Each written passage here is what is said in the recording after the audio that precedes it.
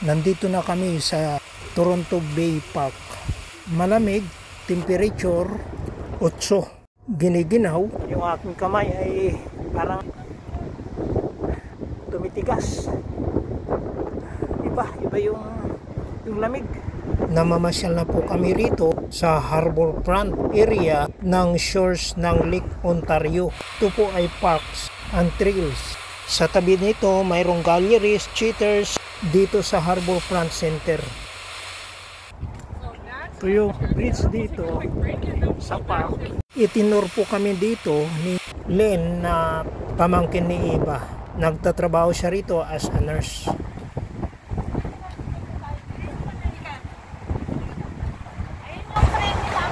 Ayun yung train. Ang Lake Ontario ay freshwater, hindi po siya maalat. Toronto Lake ay kabahagi ng Lake Ontario. Isa sa mga tinatawag na the Great Lakes supply of freshwater system in the world. Isa sa mga nagsusupply ng tubig dito ay galing sa Niagara Falls at ang lawak ng lawa surface area ay 7,340 square miles. Gaano kalawak yan? Pang-14 sa ranggo na pinakamalawak na lawa sa buong mundo. At dito po nanggaling ang tubig sa maraming ilog dito sa iba't ibang panig ng Canada. Mga bike paupahan. Para sa kaalaman, ang lawak ng waterfront park na ito ay 13.5 hectares. Sisimula nang magkaroon ng dahon ang mga punong kahoy dito. Toronto Lake at ang waterfront nito ay isang pinakamagandang tourist attraction sa buong mundo. Itsa ngayon ay 8 ng Marso 2024. Alas 10 ng umaga ngayon ng Biyernes. Mahangin at malamig ang panahon. Ang suot namin ngayon na jacket at damit, may damit pang warmer sa loob. Ito ay dubli-dubli. 4. Hindi po sanay ang inyong lingkod sa ganitong klima. Yung aking kamay ay parang tumitigas sa lamig. Kasama rin namin dito si Agnes, pamangkin ni Eva, sponsor namin doon sa California. Nag-leave siya ng 19 days sa trabaho niya para samahan kami i-tour sa iba-ibang lugar sa Amerika at dito sa Canada. Malaki ang pasalamat namin sa Panginoon sa binigay niyang pagkakataong ito. Mga pananim, bulaklak at mga green leaves ay wala pa. Parang walang beauty. Kaya malalakas yung alon. Dagat. Sabi nila marami ring sites ng beaches dito. Kapag summer maraming naliligo. Ngayon ang lamig ng tubig wala. Dahil taglamig ngayon. Yan ang itsura ng damo. Ito yung tuyo. Kapag summer dito, punong-puno daw dito ng mga magagandang bulaklak at saka yung mga punong kahoy, mayroong mga bulaklak rin. Magandang tignan. Alas 8 Friday ng umaga, wala pa gaanong tao. Papasok kami sa isang mall.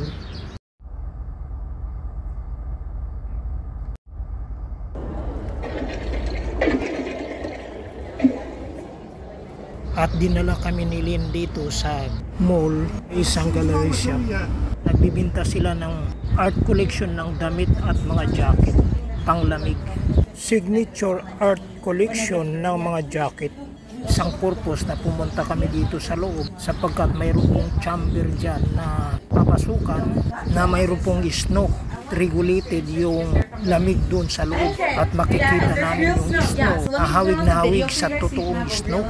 At since wala pa kaming nakitang real snow sa labas para maakan namin yung na kagaya ng real snow. Ngunit sabi ni Ganggang na pamangking ko nakatira sa Wilan, malapit ng Niagara Falls, possible daw na uulan ng mga snow doon. Pagdating namin bukas sa Wilan at doon sa Niagara Falls, nakapasok na kami dito sa chamber. Yes, so now we're in Canada.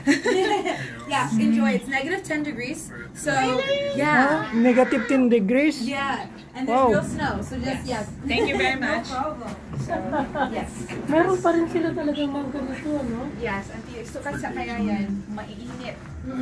Ito yung negative 10 degrees, itong cold na ito. Hindi pa, wala pa yan. That's not Sabi na, just wait, sabi Just niya. wait. Ay, ayaw ko nga. But This is real snow. Oh yeah, it's real. Real snow. Real snow talaga to.